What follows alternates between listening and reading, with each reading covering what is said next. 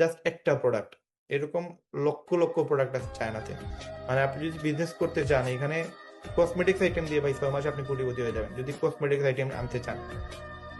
এই প্রোডাক্টগুলো আপনার আ সিলেটে বা যেকোনো ঢাকাতে যদি আপনারা বা বাংলাদেশে যেকোনো জায়গা থেকে কিনতে যান, মেবি এটার দাম কত পড়ছে? এটা ৳২৫০ আপনি বিশ্বাস করবেন না এটা মানে চায়না থেকে যদি আপনি হিউজ কোয়ান্টিটি নেন, এটা বাংলাদেশের টাকায় ৳১৫-৳৩০ পড়বে। এর উপরে পড়বে না এটার দাম। মানে আপনি যদি বেশি কোয়ান্টিটি নেন ৳১৫-৳৩০ আপনি যদি ফার্মেসিতেও দেন, ৳১০০-১৫০ করেও যদি ফার্মেসিতে দেন, তারপরে আপনার ৳৬০-৭০ করে আপনার প্রফিট আসবে। মানে ফার্মেসির যে আইটেমগুলো এগুলোতে হিউজ প্রফিট। এই প্রোডাক্টটা মানে ওজন করার জন্য নিয়ে আসছিলাম বাংলাদেশ থেকে।